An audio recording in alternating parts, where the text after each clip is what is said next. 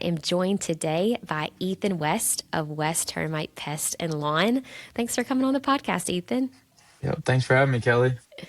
I have known Ethan in full transparency for a few years now. West is based out of Arkansas. They are an Arkansas based family owned and operated pest control company. They serve 3 states and they have been on PCT Top 100's list for several years now, most recently coming in today at number 65. Congratulations. Thank you. West offers termite treatment, general pest control, lawn, mosquitoes, and even crawl space remediation. Ethan, I'm excited for you to get in today and tell us all about the family business, internally, what goes on with the family and the business, and any big wins and successes that y'all have had this year. So let's get into it. Ethan, tell us a little bit about the family business. So we've been running since 2003. We're in 3 states, as you said. My grandpa started pest control in 19 1980 something, I think. And then he was in Little Rock and then learned his ways there and then started his company and then sold it and then came to Northwest Arkansas and been here since 2003. So just expanded out and hopefully we're across the whole country at some point. But right now we're not, we're going. So your grandfather is very entrepreneurial. He has always had businesses, had his own businesses, and so I know that that is the conversation. Your dad is also in the business, and then eventually you will be a third generation owner of the company. What excites you about that? The potential of scaling up is just through the roof. So it got me interested, and that's why I'm here. So we're trying to blow it up. I was going to say you're ready to dominate the country, the region at least. So I can see that that's your ambition too. Okay, so tell me a little bit about the family business. So your grandfather started it in 2003. Your dad is there in the business, Shane. He's in the day-to-day operations as well. You are a full-time student at the University of Arkansas, and then you're also working in the business too. So how do you balance all of those things? What does your schedule normally look like? So I usually work like 8 to 5 most days. I used to not. I used to do like half day of work and then half of school. But then I go to school at nighttime now. I mean, I don't got much left, so just that last little bit. But we have a lot of family in the business. It's not just me, my dad, and grandpa. I got my grandpa's brother. He heavily involved. He's accountant and he does more than just that. Then you got my aunt. She's payroll. Everyone loves her because that's where the checks come from. So then I have a cousin who works and he's a maintenance guy. So like we just got a lot of family and my grandma. I can't forget her. She don't like she whatever she says is number one, and then it goes to my grandpa. So she's her boss, is how everyone likes to say that. It's got a lot of family ties, so there's a lot of people saying a lot of things some days, but it all works out. It's all of the family. We even have the family dog. Piper is there, headquarters in Lowell, Arkansas. That's the other big boss. She does what she wants, and everyone listens because can't tell her no.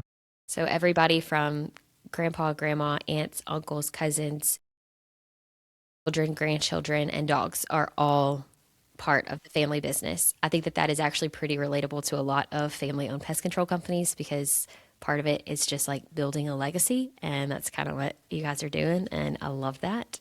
Talk to me about your decision when you are going to college, you're at U of A, and you can see the potential in running a pest control company that has really grown so much over the last 23 years.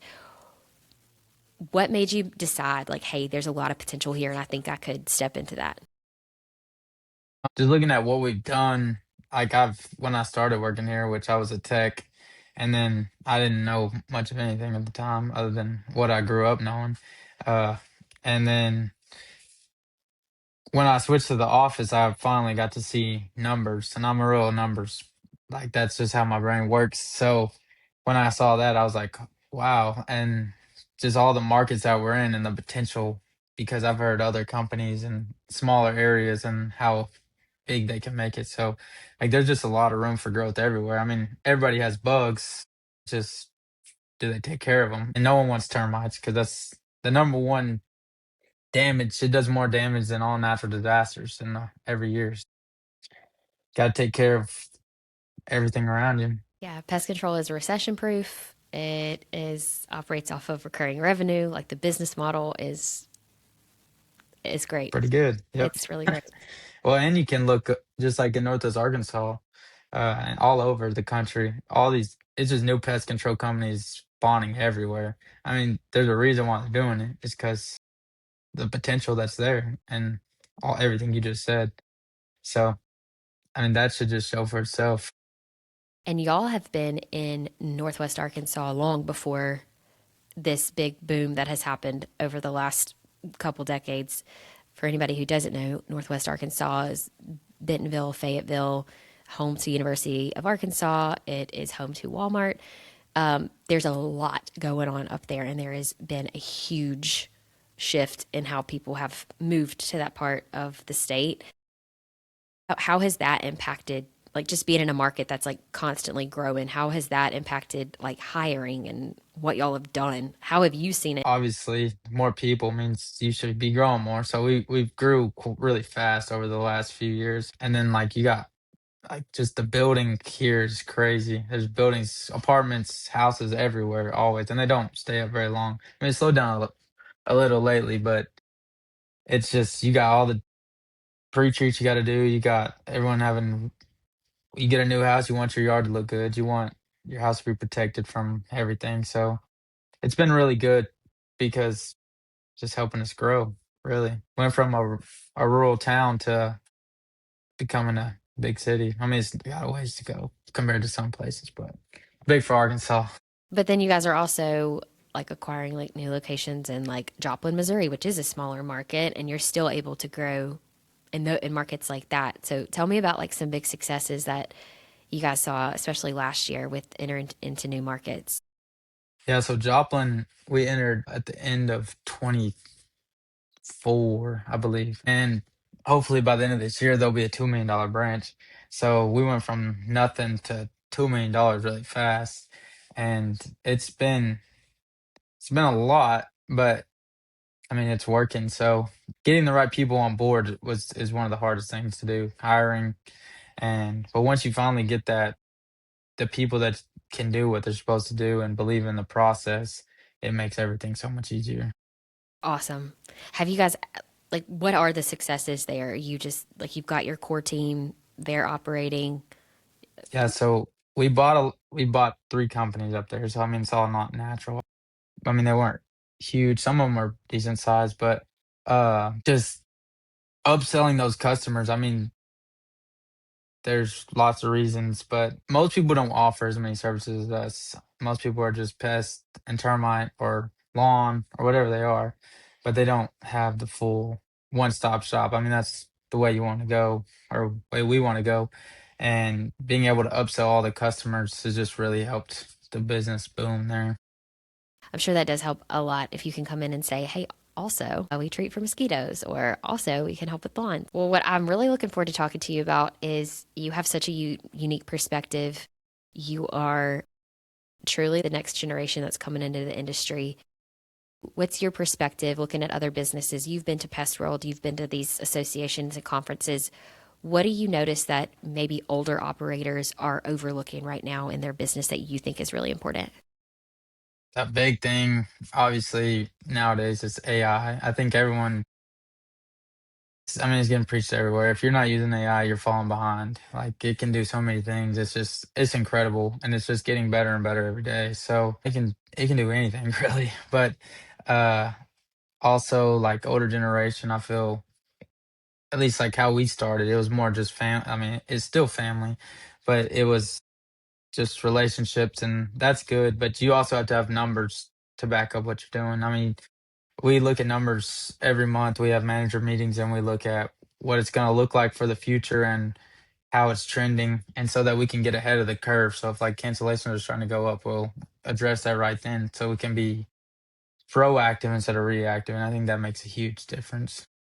Yeah, I think so too. I know that you like the numbers. I think you pay a lot of attention to the data. Anytime that we talk, you're at the ready. Like you know what's up, what's down, what's had a great month. if you were sitting down at a manager's meeting today, like what numbers are you looking at? What KPIs are you hoping to see?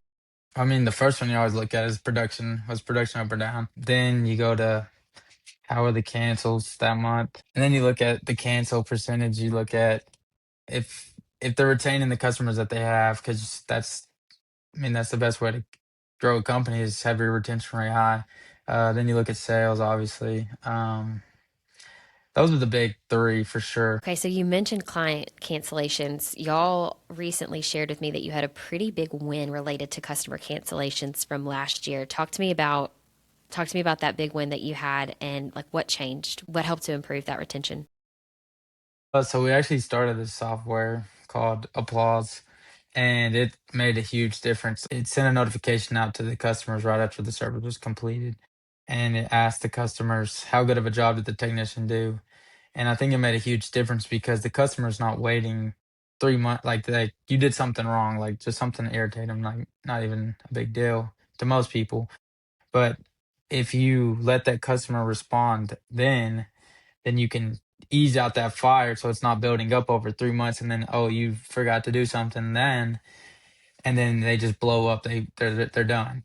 So just giving them the opportunity to tell you what the problem is, and then you go out and fix it as soon as you hear about it makes 9 day difference. I mean, it was the cancellations was drop was crazy, and then just customer service. Just we really at the end of last year or the end of the year before, we really told everyone like, hey, this is what we're gonna focus on. And I think in business, whatever you put your focus on, that's the area that will grow. I mean, if you focus on it, that's what's gonna happen. And then sometime, then something else will like you got to go fix something else. But it's just whatever you put your focus on, that's where most of the time things get better.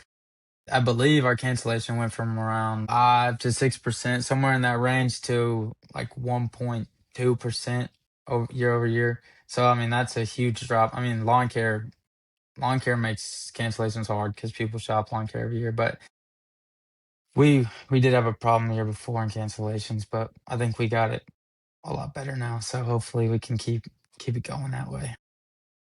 Okay, Ethan, from your perspective, looking at your family's company, what is it that you think that you guys do operationally that gives you kind of an edge in the markets that you serve in the three states that you serve?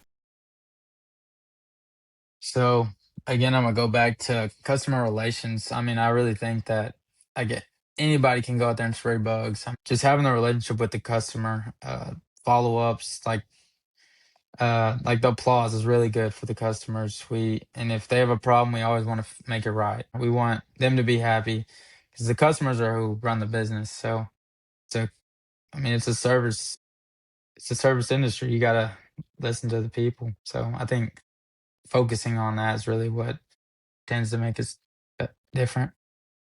Yeah, and you guys do text confirmations. You offer a text service where you could text and reschedule if you want. What are some other things that y'all do that you think help with that, like client communication and customer retention? I mean, we're trying something new out right now where we're trying to schedule out further out. So texting we're trying to get 3 notifications. We'll do 7 days, 3 days, 1 day, and just keeping that with the customer so they know, hey, we're gonna be there at this day. If it doesn't work, you can always reschedule if something comes up in between. We're gonna we're gonna fix it for you. But I think hopefully, I mean, we're in the beginning stages of that, but I see good things hopefully coming. How has the pest control industry changed from your grandfather's generation to now with marketing, customer expectations, technology? What have you seen that's changed? So, I mean, I think the biggest thing is back then everyone was face to face. It was just, hey, he'll say this, we'll do that. Um, it's just not that way for most people anymore. I mean, everything's digital. A lot of people don't even want you to call them. They would rather text or email, whatever is preferred method. A lot of people, they just want you to keep the bugs away. They don't want any social interaction. Back then, it was all social interaction. Like if you didn't talk to them, then you might as well not even showed up at their house. I mean, there's still that nowadays. It's definitely a generational thing, And but I mean, it goes across all generations because it's just the digital era. Yeah, that's interesting that y'all have three generations there right now working in the Yeah. business to like give different perspectives to all of that too. Um, Sometimes those generations clash because it's a lot different perspectives coming. how do y'all handle that? If you have to have a disagreement with business operations or you have a different perspective and then y'all have to have dinner together on Sunday, how do you handle that? Well, I mean, you always keep working. I mean, you try to. I mean, it doesn't always work that way. I mean, works everywhere, but at the end of the day, they're family. So I mean, you can't let some little. And then no matter what, my grandpa always wins. It doesn't matter what you, because he at the end of the day he did it all, so he gets the final call. But it's just you can't take anything personal. I mean, it's a business at the end of the day. So whether or not you would disagree or agree with it, I mean, if that's how it's going to happen, you just got to get on board and make the best of it sometimes. Yep. So family first, business second, basketball fan third. Yep. Basketball, football, Arkansas fans right after Yep. that. Right after that. It's pretty close. Okay, well, looking ahead at really the next generation of successful pest control companies, what do you think that you guys will do differently from everyone else? Or what do you see yourself doing as a leader, like doing differently? So it's trying to tread that fine line because you want, I mean, communication. If you don't have communication, you can't, like, there's nothing that makes you different, like I was talking earlier. Uh, but a lot of people just don't want that communication. So you have to find ways to connect with people that don't want you to talk to them in a lot of ways. So just keeping them people happy and showing them the value of you, even though a lot of people don't want to be talked to anymore. So you just got to find that, like the text. I think the text, the service reminders, people like that. Uh, Applause, I think people really appreciate, especially if they get upset every once in a while. Just getting that solution fixed real quick for them, and then getting out of their hair so that they can go like that. Nobody wants to deal with you for very long. Just get rid of their problem, and they're happy most of the time. It sounds like you also are pretty open minded about, and I know this about you, you are open minded about marketing and customer experience and how to navigate different operations in the business. I'm sure that that's partially because you've learned so much from your uncle and your dad and your grandpa. And so um, that's really cool to see that you are so open minded. You have like are coming with your own ideas based off of what you've learned. And I think it's going to make a huge difference in the next generation, the shape of what the business looks like in 10 years and 20 years, which is really cool to see. It's like with your marketing, you talked about. This brings you back to one of your former questions about the what's different back then and now. I mean, back then you go get a yellow page book and you just put out the whole, you give it to everybody, everyone reads it, and then you're good. And now it's Google. Google dominates everything. Facebook.